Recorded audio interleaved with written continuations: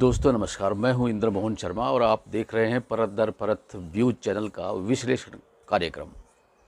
विश्लेषण कार्यक्रम में आज का मुद्दा है सीजेआई की अदालत में चुनावी चंदा क्या बनेगा मोदी सरकार के गले का फंदा। आपको याद दिला दें कि 5 दिन पहले हमने एक वीडियो इसी तरह से ही इसी मुद्दे को लेकर के बनाया था, जिसका शीर्षक रखा था कि सीजेआई चंद्रचूड़ के सामने क्या होंगे मोदी सरकार के मायने। वह वीडियो इतना पॉपुलर हुआ, इतना लोकप्रिय हुआ कि उसके अब तक 987 से भी ज़्यादा, करीब 1000 के करीब जो है व्यूज़ आ चुके हैं और अभी तक वह वायरल होता ही जा रहा है। अब चूँकि इस मामले में कुछ नई डेवलपमेंट हुई है, वो भी हम आपको बताना चाहते हैं। अगर आप पहले वाले वीडियो को देखना चाहें तो आप YouTube पे जाकर उसे देख सकते हैं। अब नए क्या डेवलपमेंट हुआ इस मामले में, उसके बारे में भी हम आपको बताना चाहते हैं, उस पर विश्लेषण करना चाहते हैं। लेकिन अगर आप नए हैं इस चैनल को देखने वाले, तो पहले आप इस चैनल को सब्सक्राइब कीजिए और इसका बेल आइकन बटन भी दबा दीजिए, ताकि जब भी इसी मुद्दे को, महत्वपूर्ण मुद्दे को लेकर वीडियो बनाएं तो वो आप तक को नोटिफिकेशन पहुंच सके और आप उसे अच्छी तरह से देख सकें और उसको सुन सकें और उसको आप परख सकें। तो मामला है कि सीजेआई चंद्रचूड़ की अदालत में ये जो इलेक्ट्रोल बॉन्ड है, चुनावी जो बॉन्ड है, उसको लेकर के मोदी सरकार जो है वह पूरी तरह से दहशत में आ चुकी है, सहमी हुई है, डरी हुई है कि इस मामले में चंद्रचूड़ की अध्यक्षता में जो संविधान पीठ फैसला लेगी तो वो क्या लेगी। पहले आपको बता दें कि बीती 16 अक्टूबर को सुप्रीम कोर्ट के चीफ जस्टिस DY चंद्रचूड़ ने इस मामले की सुनवाई को शुरू किया। तो उन्होंने इस मामले की सुनवाई के लिए एक 5 सदस्यीय संविधान पीठ बनाने का फैसला कर दिया।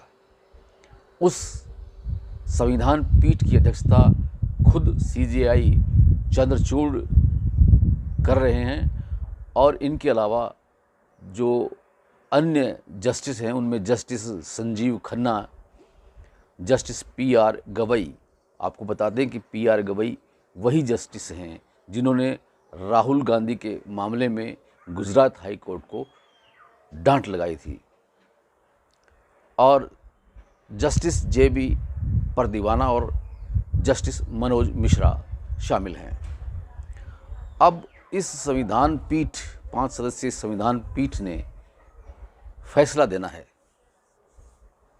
कल 31 अक्टूबर को या 1 नवंबर को।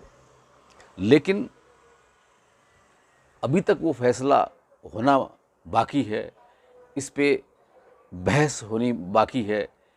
लेकिन मोदी सरकार अभी से ही पूरी तरह से सहमी हुई है, डरी हुई है कि कहीं ये इस फैसले कोई आ गया और वो फैसला अगर मोदी सरकार के खिलाफ हुआ तो कहीं ये फैसला मोदी सरकार के गले का फंदा न बन जाए और चुनावी चंदा भी ख़त्म न हो जाए। मामला चूँकि बड़ा है और अब इस मामले में जो नई डेवलपमेंट हुई है वो ये हुई है कि जो अटॉर्नी जनरल हैं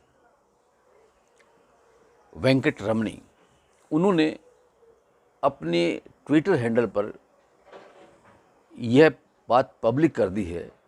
उन्होंने साफ तौर से लिख दिया है कि जनता को कोई अधिकार नहीं है कि इलेक्ट्रोल बॉन्ड से किसकी ओर से पैसा आ रहा है और किसको दिया जा रहा है।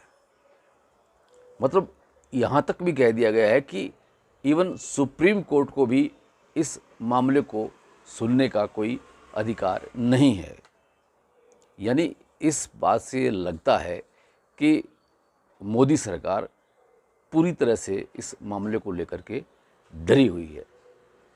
और आपको ये भी बता दें कि जब इलेक्टोरल बॉन्ड का कानून बनाया गया था तो उस वक़्त स्वर्गीय अरुण जेटली थे, जो कानून मंत्री थे। उन्होंने उस वक़्त ये कहा था कि चुनावी जो चंदा लेने का ये जो तरीका अपनाया जा रहा है इलेक्टोरल बॉन्ड के ज़रिए, उससे एक पारदर्शिता आएगी और साफ़ सुथरा पैसा आएगा और जो गुमनाम पैसों का लेन देन है वो ख़त्म हो जाएगा और जो राजनीतिक दलों को चुनावी चंदा लेने में आसानी हो जाएगी।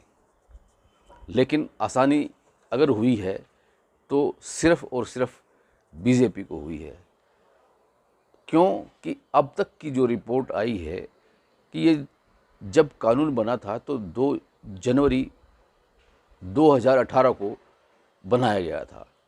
तब से लेकर अब तक इस चुनावी चंदे में जितना पैसा आया है उसमें से 95% पैसा चंदा वो बीजेपी के खाते में आया है, जबकि बाकी अन्य दलों में 1/3 से भी कम चंदा आया है।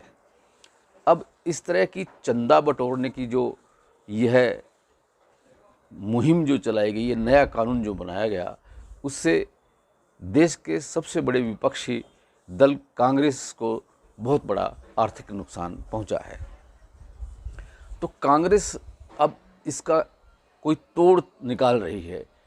फैसला तो न जाने सुप्रीम कोर्ट क्या दे गई इसके बारे में, लेकिन कांग्रेस ने यह अब तय किया है कि वह अब किसी कारपोरेट घराने से चंदा लेने की बजाय वो सीधे जनता के बीच में जाएगी और उनसे एक भिक्षावृत्ति के रूप में पैसा मांगेगी, चुनावी चंदे के रूप में। चाहे कोई 100 रुपये दे, 500 रुपये दे, 1000 रुपये दे, वह चंदा देने वाले की इच्छा पर निर्भर होगा, लेकिन किसी बड़े कॉरपोरेट घराने से कोई चंदा नहीं लेगी। यह तोड़ क्यों निकाला है कांग्रेस ने? आपको बताते हैं कि जब बीजेपी ने जब राम मंदिर बनाने का निर्णय लिया था तो उस वक़्त उन्होंने ये कहा था, बीजेपी के नेताओं ने, कि अपने घर की एक एक चम्मच मिट्टी आप दान स्वरूप इस मंदिर निर्माण के लिए दीजिए।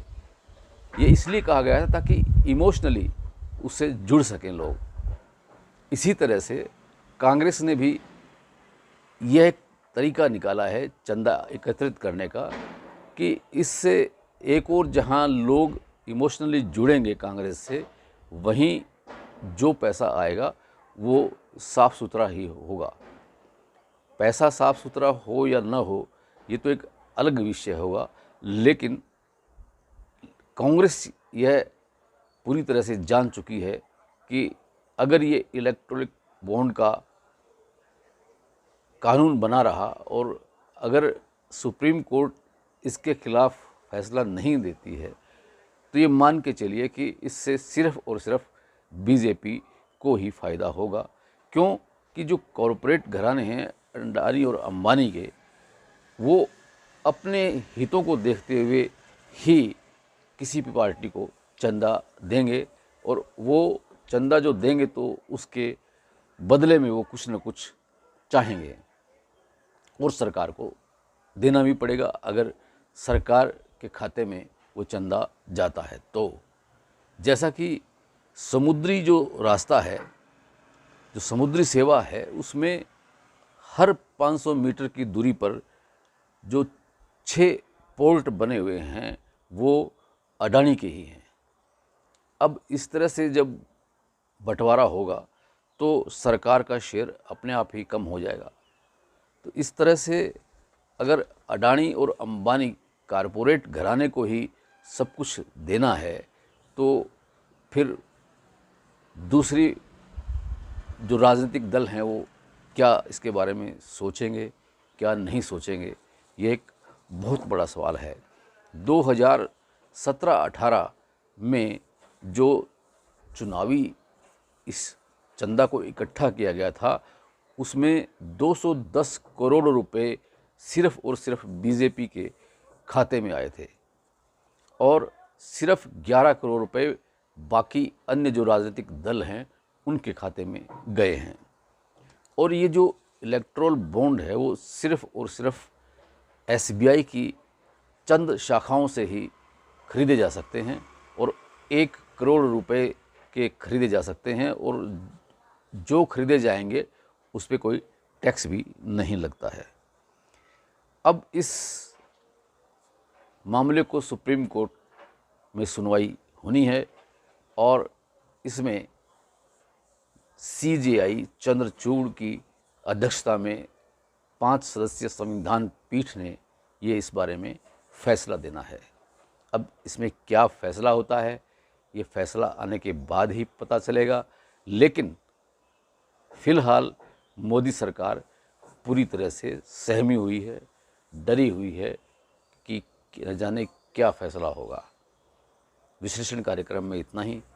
कल फिर आपके साथ किसी और मुद्दे को लेकर रूबरू होंगे। तब तक के लिए इंद्र मोहन शर्मा को इजाज़त दीजिए। धन्यवाद।